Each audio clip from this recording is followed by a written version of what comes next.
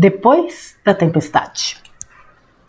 Era madrugada, quando o trem me deixou na estação da pequena e charmosa cidade de ruas estreitas, sinuosas, calçadas com pedras seculares e escorregadias em noite de chuva fina. Não gosto de céu sem estrelas. As nuvens me trazem a sensação de estradas e olhares obstruídos. Diferente não é com a verdade, oculta por trás de camadas opacas formadas pelas paixões desvairadas e as ideias empoeiradas da consciência. Eu andava como um aprendiz de equilibrista, sob a iluminação precária de alguns lampiões ainda em serviço. Sapatos sobre pedras molhadas formavam uma mistura perigosa, assim como a imaturidade nos leva a derrapar pelas vielas sutis da verdade. Escorregamos pela clareza que não temos. Avistar a clássica bicicleta de loureiro, o sapateiro amante dos vinhos tintos e dos livros de filosofia, encostada no poste em frente à oficina, sempre era motivo de alegria. Os horários inusitados de funcionamento furtavam a certeza se eu conseguiria alguns momentos de boa conversa e uma caneca de café fresco até a hora de seguir ao mosteiro para mais um período de estudos. Fui recebido com um sorriso sincero e um forte abraço pelo elegante sapateiro, vestido com calça de alfaiataria preta e camisa de linho branco. As mangas estavam dobradas acima do cotovelo para não o atrapalharem ao costurar bolsas e sapatos. Este era o ofício. A arte estava em como tratava todas as pessoas e na mestria de confeccionar ideias desconcertantes e belas. A elegância no trato pessoal consistia na rara mistura da delicadeza das palavras, sem qualquer tentativa de negociar a verdade. Embora se mostrasse zeloso ao respeitar limites individuais e as sutilezas necessárias à expressão das verdades. Nem todos estão prontos para lidar abertamente com as amarras existenciais. O jeito de abordar e falar é fundamental para não ofender. Um equilíbrio improvável, porém indispensável. A beleza das suas ideias surgiam através do livre pensar, em uma mente sem formas estanques e impulsionada por um coração sereno e alegre na construção do inimaginável, dentro e fora do interlocutor. Comentei isso com o sapateiro enquanto ele repousava 2 canecas de café fumegante sobre o pesado balcão de madeira do ateliê. Loureiro negou qualquer mérito. Apenas ouso a pensar diferente. As falácias populares são uma nefasta espécie de prisão mental. Fixam conceitos construídos por interesses quase nunca justos, ou mesmo quase sempre rasos. De tanto serem repetidos, acabam emoldurados como se fossem a expressão da verdade. Não são. Na abdicação do livre pensamento, as pessoas permitem que suas escolhas e, por consequência, sua própria vida, sejam direcionadas por essas fórmulas manipuladoras. Perdem-se de si mesmos e deixam escorrer pelos dedos o melhor dos dias. Ao examinar cada uma delas, não haverá dificuldade para encontrar as mentiras que as alicerçam. Contudo, poucos se permitem essa simples ousadia. Antes que eu lhe perguntasse, ele ofereceu alguns exemplos. Não se mexe em time que está ganhando. Cunhada por algum comentarista de futebol para criticar alterações feitas em determinada equipe que perdeu um jogo após uma série de vitórias, essa frase virou um conceito de comportamento. Diante das mais diversas situações, já a ouvi inúmeras vezes, em geral, proferida por pessoas que temem as mudanças ou querem evitar o esforço da transformação. O universo está em constante expansão. Tudo muda o tempo todo. Aquilo que não se move será engolido pela evolução cósmica. Inexoravelmente, assim foi com o motor a vapor, as caravelas, os carburadores dos carros, as válvulas das televisões, as antenas sobre os telhados, os bondes, os discos de vinil, os telefones fixos. A lista é infinita. Assim são com as pessoas e as profissões. Imagine uma jovem datilógrafa com excelente emprego em meados dos anos 1980, acreditando que não precisaria se mexer, pois teria o seu sustento garantido até a aposentadoria. Afinal, naquele momento o time dela era ganhador. O mercado de trabalho era farto em ofertas na sua área de atuação. No final da década seguinte, essa moça estava desempregada, sem nenhuma chance de recolocação. A sua profissão simplesmente tinha desaparecido. Caso não tenha se antecipado aos inerentes movimentos do mundo, enquanto o seu time era vitorioso, sucumbiu em queda vertiginosa como um pássaro que se nega a voar. Esperar perder para começar a se mexer mostra apreço pela estagnação. Caracteriza a perda do passo e do compasso na sintonia com o tempo. Uma crença absurda na inércia como estilo de vida. Uma mente aprisionada pelo comodismo ou pelo medo. De fato, eu já tinha usado algumas vezes. Embora as situações fossem diversas, os fundamentos eram os mesmos, confessei. Loureiro, então, expandiu o assunto. Os fins justificam os meios, um conceito usado por todos aqueles que desejam se esquivar da responsabilidade dos modos e critérios utilizados, que sabem não terem sido justos para alcançar determinado interesse. Usam a frase como um escudo de suposta nobreza para afastar a vileza do método. Um raciocínio tortuoso para explicar os erros e malfeitos, tendo como desculpa a grandeza da finalidade alcançada. Vale salientar que esse conceito surge no famoso Tratado de Filosofia Política da Idade Média, O Príncipe, cuja teoria oferecia argumentos aos desmandos e excessos do absolutismo, a tirania dos reis e a violência praticada. Maquiavel, autor do livro e da frase, aconselha a realeza a governar por intermédio do terror e do medo, em desprezo a qualquer sentimento de respeito oriundo do povo. O que importava era a manutenção do poder, o fim. A qualquer custo, os meios. Não à toa, o adjetivo maquiavélico virou sinônimo de astúcia, má-fé e oportunismo. Quantas vezes negociamos com a verdade na tentativa de alcançar uma nesga de felicidade, um privilégio indevido ou um desejo inconfessável? Mentimos para nós mesmos no esforço inútil de acreditar que a estrada errada nos levará ao destino certo, como se fosse possível fazer o bem se valendo do mal. Quantas vezes agredimos sob a justificativa de que a verdade tem de ser dita, quando em verdade ela não foi falada para esclarecer ou acolher, mas apenas no intuito inconfessável de ferir. Abdicamos das virtudes e da verdade em troca de prazeres mesquinhos e efêmeros. Desperdiçamos o bom para nos aprazer com o mal. Deu de ombros e concluiu. Mas justificamos. Os nossos objetivos são nobres, portanto, capazes de fundamentar o egoísmo dos atos. Precisamos nos convencer que ruins são os outros, insensato é o mundo. Eu estava adorando a conversa. Pedi para citar outro exemplo. Loureiro foi generoso. A voz do povo é a voz de Deus.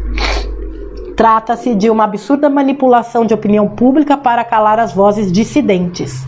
Giordano, Copérnico e Galileu tiveram sérios problemas em uma época em que todos tinham certeza que o Sol se movia em torno da Terra. Era a crença popular, a voz corrente e da Inquisição, que se arvorava em zelar pelas supostas verdades divinas e absolutas.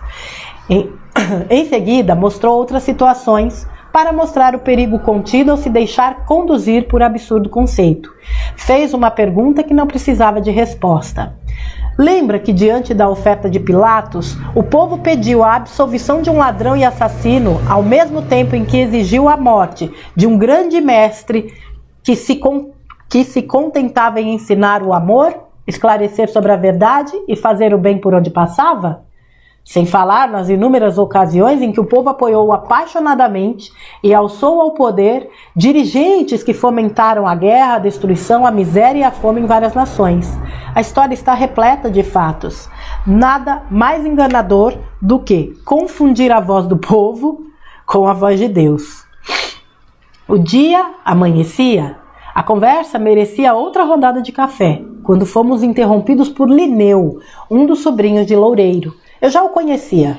Era um rapaz no limiar dos 30 anos de idade, formado havia pouco em medicina, estudioso, dedicado e sensível. Tínhamos a convicção de que, com o passar dos anos, se tornaria um grande médico. Linneu amava a cura, cuidava de todos os pacientes com o mesmo carinho e interesse. Era muito estimado no hospital em que trabalhava, na metrópole vizinha, e atendia a população de toda a região no entorno. O rapaz estava com olheiras fundas, típicas de quem não dormira à noite. Os cabelos desgrenhados e a roupa amarrotada demonstravam um visível desequilíbrio. Sem fazer pergunta, o tio o envolveu em caloroso abraço, com o rosto escondido nos ombros do sapateiro. Ouviu os soluços de um choro sentido. Acariciando os cabelos do sobrinho, sem pressa e sem palavra, Loureiro esperou as lágrimas secarem. Depois, o sentou ao meu lado enquanto providenciava café para 3. Linneu contou seu drama. Havia 2 dias, entrara no hospital um homem em estado grave. O experiente chefe da sua equipe estava ocupado cuidando de outro paciente em situação ainda mais delicada. Na falta de outro médico mais tarimbado, o jovem assumiu o atendimento. Após uma análise preliminar, como o caso era de extrema gravidade, decidiu por determinado procedimento. O homem veio a óbito sem demora. Ao retornar, o chefe da equipe constatou que Linneu tomara uma decisão equivocada, concorrendo para o falecimento do paciente. A direção do hospital suspendeu o jovem das suas funções por tempo indeterminado, havendo ainda o risco de sua demissão. Perante a classe médica estava desmoralizado, afirmou. Sem contar que muitas pessoas tomariam ciência do ocorrido, quando viveria em eterna vergonha e culpa, não sendo descartada a hipótese de se tornar réu em ação judicial movida pela família por erro médico. Quase 10 anos dedicados ao estudo da medicina e tudo poderia desabar por causa de uma escolha errada na agonia de salvar uma vida em uma noite desastrosa. Sentia-se arrasado, contudo, sabia que depois da tempestade vem a bonança. Se resignou. Loureiro me olhou, mas nada comentou sobre a última frase dita pelo sobrinho. Tratou de acalmá-lo, oferecendo orientações e perspectivas sobre os dias que estavam por vir. Embora fosse cuidadoso com as palavras para não agravar o desespero de Linneu, o sapateiro precisava preparar o jovem para os momentos que o aguardavam à frente. A tempestade não acabou. Na realidade, está apenas começando. Acreditar em enganos é viver como um barco à deriva, ao sabor das ondas e das correntezas. Só o acaso pode evitar o naufrágio. Neste instante, mais do que nunca, você terá de assumir o leme da embarcação para a direcionar ao porto seguro de sua escolha. Assim, fazem aqueles que são donos de si, se alinham à própria verdade e se conduzem através de suas virtudes. Seja humilde, simples, manso e compassivo. Acima de tudo, perdoe a si mesmo. Isto o imunizará contra a vergonha. Contudo, não abdique da coragem, da sensatez nem da firmeza. Não transfira responsabilidades. Não negue ou esconda o erro. Tampouco o exponha desnecessariamente. Do contrário, se sentirá fragilizado por todo o tempo. No entanto, estabeleça limites para que não haja abusos. Respeite a si mesmo. Você ouvirá insinuações absurdas e palavras maldosas, sem se permitir afetar por elas, pois sabe que ouvirá mais das incompreensões daqueles que falam sobre você mesmo. Olhe nos olhos do interlocutor, sem afronta, mas também sem medo. Responda sempre com calma, clareza e objetividade. Não se alongue demais com explicações desnecessárias, como se tentasse justificar o injustificável. Nem seja curto demais, para que as respostas não fiquem incompletas, como se estivesse fugindo da verdade e da responsabilidade. Compreenda que essa batalha, para ser vencida no mundo, antes terá de ser vencida dentro de você. Aceite que você fez o seu melhor diante da ausência de médicos mais experientes e na exiguidade de tempo disponível em razão da gravidade do paciente. Você tomou a decisão que naquele momento acreditou acertada. Errou, mas não por desleixo ou imprudência. Errou como só acontece com quem faz escolhas.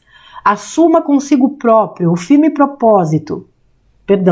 Assuma consigo próprio o firme compromisso de fazer do erro uma ferramenta de aprendizado e aperfeiçoamento. Esta é a perfeita oração de perdão que exime e desmancha a culpa. Se tiver oportunidade, peça perdão à família do falecido. Seja sincero com os seus sentimentos. Jamais finja afeição.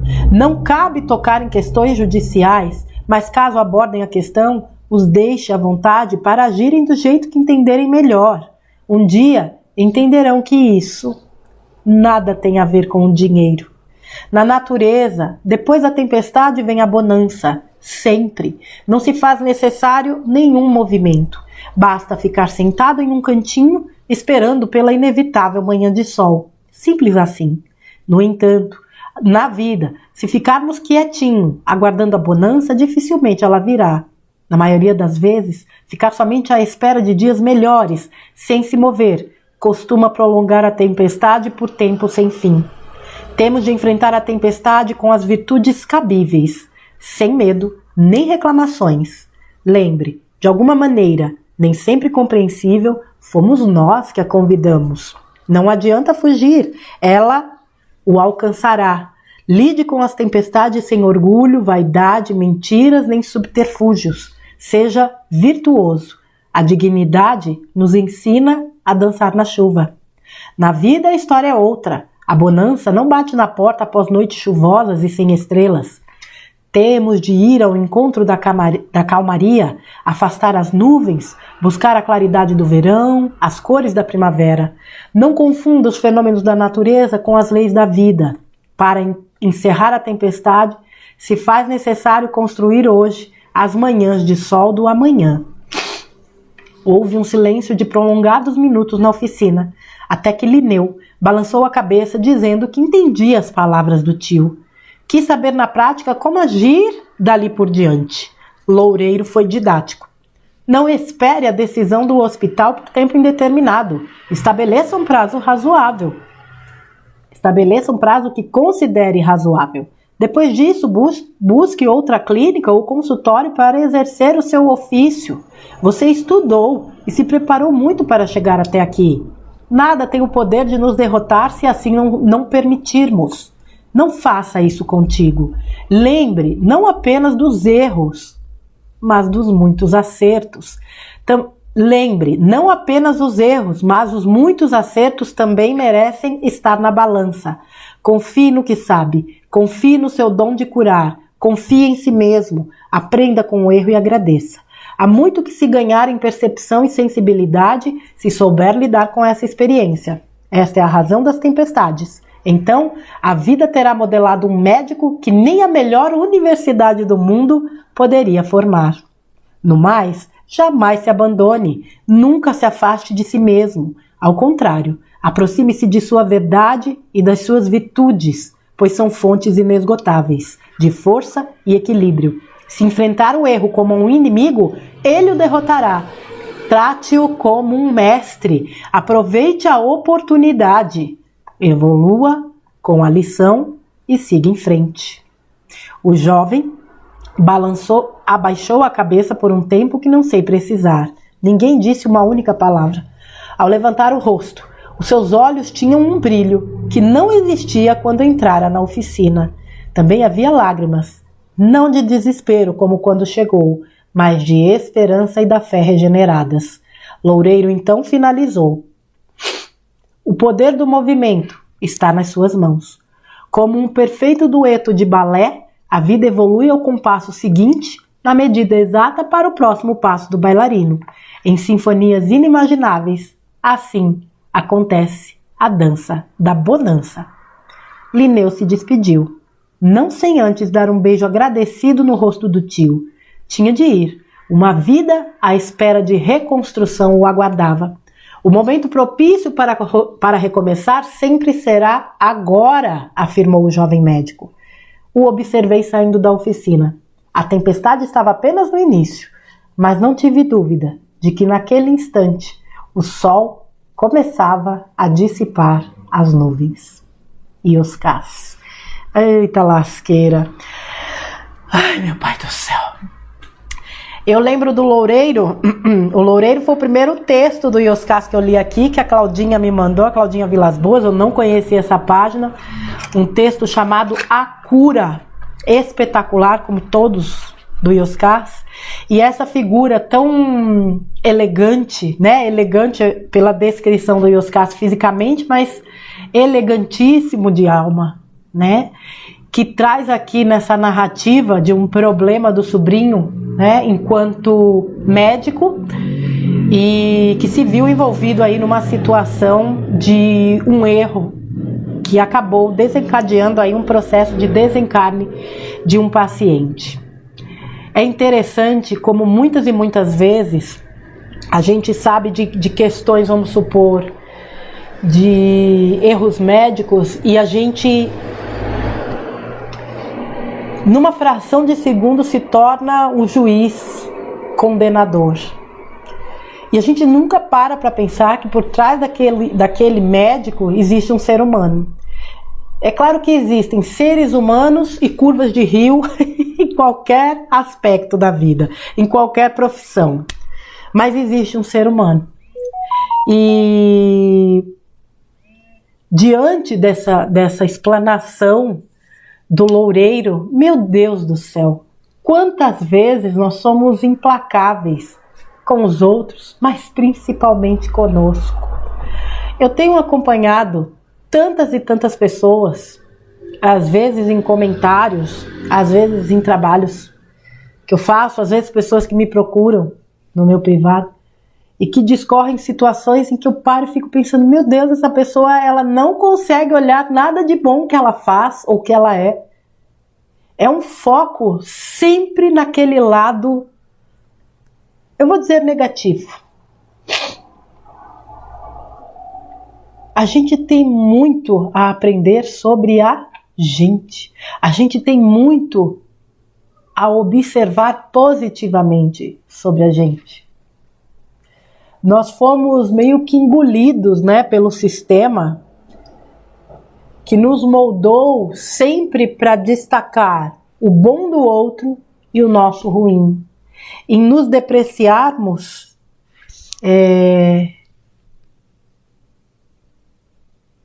para manter o conforto dos outros.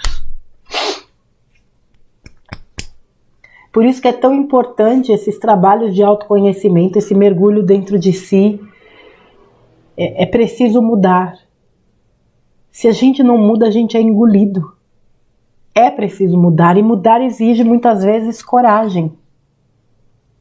É altamente necessário. Tem uma parte aqui do texto. O universo está em constante expansão, tudo muda o tempo todo. Aquilo que não se move será engolido pela evolução cósmica, gente. Quantas mudanças esse planeta experienciou ao longo de bilhões e bilhões de anos. A própria humanidade, quando você olha, né? Vamos considerar que a história seja essa que os livros contam. Mas quando você olha para a história e olha para hoje, olha a evolução. Em todos os sentidos. Ele deu o exemplo, né, da datilografia. Eu sou da época que se fazia curso de datilografia. Realmente, um tempo depois aquela moça estaria desempregada se ela não se movimentou, né, não agiu para poder mudar, para poder evoluir. É assim na vida. E vejam que essas mudanças são muito rápidas, né? Muito, muito rápidas. A gente precisa ter muito claro esse entendimento de que certos movimentos que nos acontecem são necessários. Muitas vezes são movimentos dolorosos, porque inevitavelmente nos dão um pontapé no traseiro para a gente sair da zona de conforto. Porque senão a gente fica lá sentadinho. Aí vem a vida e fala, Primeiro ela avisa, né? Com toda a delicadeza. Fofinho, olha, precisa dar uma mudadinha, né? Precisa continuar, precisa evoluir. Vamos lá. Aí a gente fica lá de bracinho cruzado. com a boca cheia de dente, esperando a morte chegar, já dizia Raul Seixas. Aí a vida já vem, já faz um outro movimento que deixa a gente meio incomodado. Ainda assim a gente continua. Até que ela fala, peraí, deixa eu dar uma futucada essa criaturinha aí. É quando acontecem coisas que nos fogem do controle, inclusive, e que a gente não tem outra opção a não ser se movimentar. Se movimentar para o melhor, não é para o nosso pior. A grande questão é que a grande maioria das pessoas, não vamos falar a grande maioria das pessoas, a grande questão é que muitas pessoas, quando passam por certas situações, só conseguem lidar com o lado ruim da coisa. Vejam, né, que o rapaz falou, como foi que ele colocou aqui, gente? Só um instantinho. Então, a direção o suspendeu por tempo indeterminado, havia o risco de demissão, perante a classe ele estava desmoralizado, muitas pessoas tomariam ciência do ocorrido e ele viveria naquela eterna vergonha e culpa, e ainda havia a possibilidade de se tornar réu, né? Ou seja, depois da tempestade vem a bonança. Vejam o perigo de certas frases quando não colocadas em prática. Né? Como ele deu exemplo, a voz do povo é a voz de Deus e tantas outras. Quando Linneu entra na questão para trazer luz ao sobrinho, ele fala, seja humilde, simples, manso e compassivo. Mas a primeira coisa que ele fala, perdoe a si mesmo. Sem essa coisinha chamada auto-perdão, esquece. Se num caso desse, ele não tiver essa consciência, ele jamais vai ele pode até não sofrer um processo judicial, ele pode não ser demitido, ele pode continuar a carreira dele, mas ele vai se condenar pelo resto da vida. Então não há, de novo, não é nada fora, é dentro. Se ele não se perdoar, ele não vai conseguir. Isto o imunizará contra a vergonha, contra a culpa. Mas ainda assim não abdique da coragem, da sensatez e da firmeza. Não negue, não esconda o erro, tampouco exponha desnecessariamente. Porque é preciso o caminho do meio. Então assim, não negue ou esconda o seu erro, mas também não saia por aí contando para Deus e o mundo o erro que você cometeu. Isso é um desequilíbrio. Tudo na sua medida. Estabeleça limites para que não haja abusos. Respeite a si mesmo. Num caso como esse, ele poderia ser levado ao quê? A se diminuir e se fragilizar tanto e abrir um campo para que todo mundo o atacasse, né? Montasse mesmo. Não! Sabe aquela coisinha de riscar o chão? Funciona em todas as circunstâncias. Quando você trabalha com algo chamado autorresponsabilidade, você risca esse chão. Eu assumo a responsabilidade que cabe a mim, na medida, sem me fazer de vítima, mas sem me condenar. Eu assumo a responsabilidade e arco com as consequências. Você ouvirá insinuações absurdas e palavras maldosas, sem se permitir afetar por elas, pois sabe que ouvirá mais das incompreensões daqueles que falam do que falam do que sobre você mesmo. Ou seja, essas pessoas que o acusam, muitas vezes estão falando sobre elas. É a coisa do espelho, né, gente? É a coisa do espelho. Olhe nos olhos do interlocutor sem afronta, mas sem medo. Isso é na vida. Pessoas que muitas vezes vêm nos acusar, né? Vêm apontar o dedinho na nossa cara e muitas vezes a gente, dependendo da situação, se sente acuado. Não. Ó. Olho no olho. Se você não fez nada que prejudicasse alguém, não teve intenção, não tem que baixar a cabeça. Eu não tô falando baixar a cabeça com arrogância, não. É a questão de estar íntegro com as suas ações, convicções, pensamentos. Não se alongue, responda sempre com calma, clareza e objetividade. Não se alongue demais, nem seja curto demais. De novo, caminho do meio, medida, a gente não precisa ficar justificando, né? Compreenda que esta batalha, essa frase é para a vida, compreenda que esta batalha para ser vencida no mundo, antes terá de ser vencida dentro de você. E aqui entra de novo, auto-perdão, autorresponsabilidade, consciência.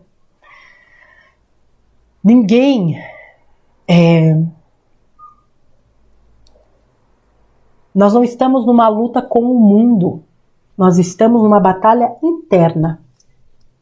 E vencer a nós mesmos é vencer aquilo que ainda precisa ser corrigido, melhorado, superado e iluminado. Essa parte aqui do texto para mim é crucial. Aceite que você fez o seu melhor diante da ausência de médicos mais experientes e na exiguidade de tempo disponível em razão da gravidade do paciente. Você tomou a decisão que naquele momento acreditou acertada.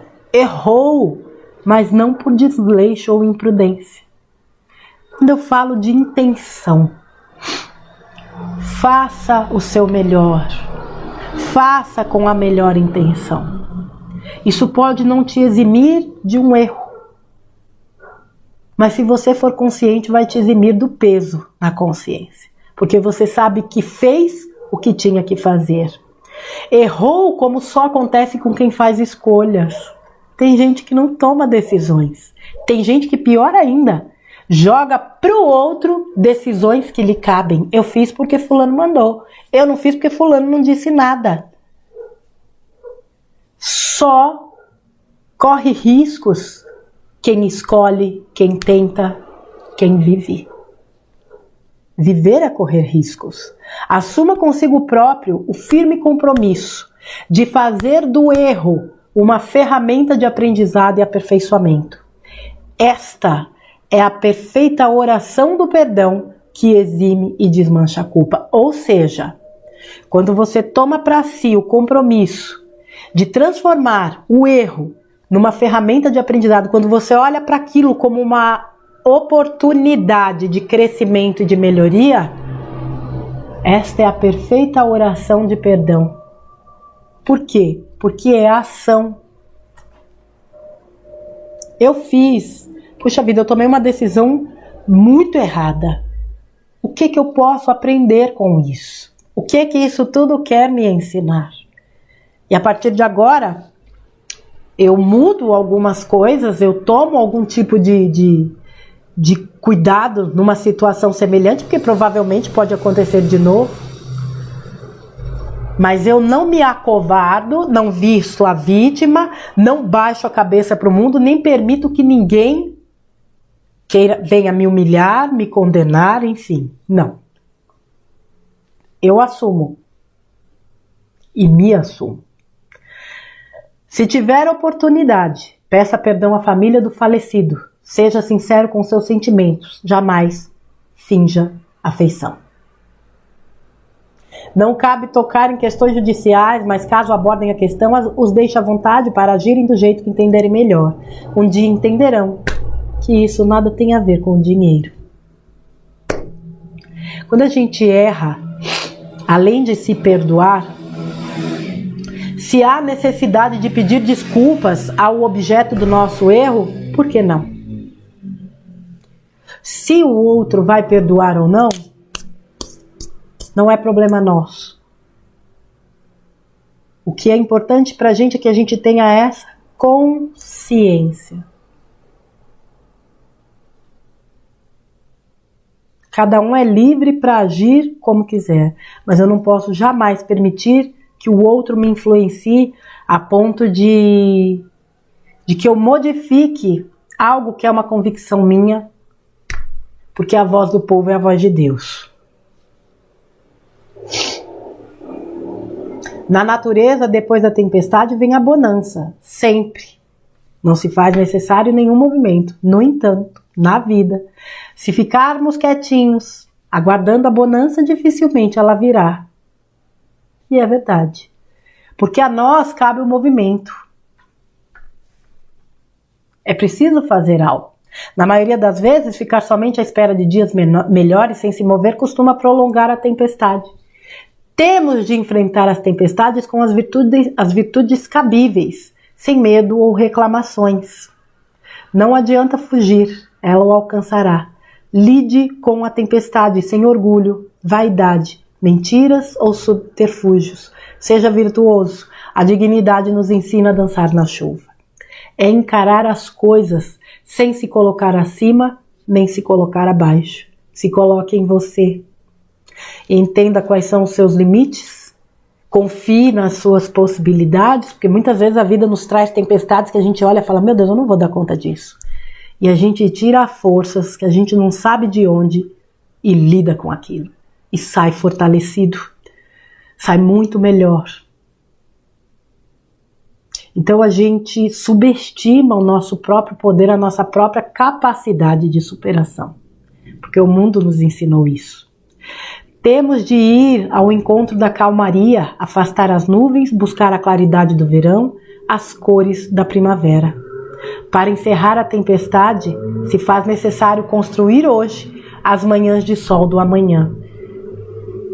E essas manhãs de sol, a gente constrói aqui dentro. E, obviamente, elas vão se refletir lá fora.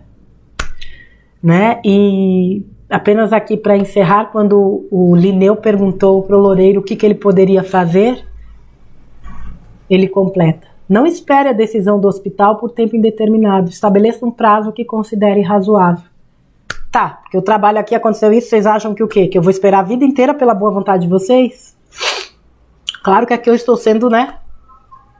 Olha, eu preciso que vocês então estabeleçam um prazo. Porque eu tenho a minha vida para tocar. Depois disso, busque outra clínica ou consultório para exercer seu ofício. Você estudou e se preparou muito para chegar até aqui. Outra frase aí, pro bloquinho. Nada tem o poder de nos derrotar se assim não permitirmos. Não faça isso contigo. Lembre, não apenas os erros, mas os muitos acertos também merecem estar na balança. Confie no seu poder. Geralmente, foi o que eu falei no começo, a gente pesa muito os erros. O acerto, nossa, mas foi sorte, né? O acerto foi sorte. Ambos merecem estar na balança. Confie no que sabe, confie no seu dom de curar, confie em si mesmo. Aprenda com o erro e agradeça. Há muito para se ganhar em percepção e sensibilidade se souber lidar com esta experiência. Esta é a razão das tempestades. Então, a vida terá modelado um médico que nem a melhor universidade do mundo poderia formar. No mais, jamais se abandone. Nunca se afaste de si mesmo. Ao contrário, aproxime-se de sua verdade e virtudes, pois são fontes inesgotáveis de força e equilíbrio. E essa frase aqui para fechar: se enfrentar o erro como um inimigo, ele o derrotará.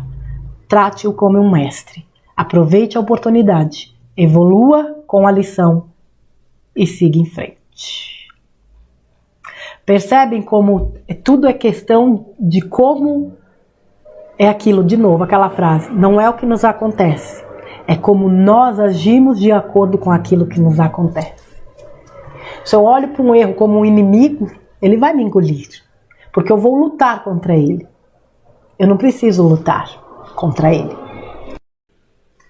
Eu preciso apenas fazer uso da humildade e me colocar num estado onde eu entenda que, de fato, esse erro naquele momento é um grande mestre. Ele está me ensinando algo que eu preciso aprender. E uma vez aprendido, eu não preciso mais passar por aquela lição. Portanto, as tempestades que nos vêm não são permanentes, elas vão passar. Depois da tempestade, com certeza virá a bonança. Mas ficar parado, de braços cruzados, não nos levará a essa bonança. Este é um movimento que nós precisamos realizar. E nós somos absolutamente capazes de o fazer, porque somos dotados de inteligência, de sensatez, de consciência, de capacidade cognitiva, de intuição, de intenção. E todos esses atributos bem utilizados são ferramentas poderosas para que caminhemos pela vida enfrentando as tempestades, né? Atravessando as tempestades como se estivéssemos dançando na chuva. Então fica mais esta reflexão belíssima e profunda do Instituto Ioscas, hoje na figura do sapateiro loureiro. Tá bom, minha gente? Amanhã eu volto com mais um conteúdo. Fiquem com Deus, um grande beijo e até amanhã.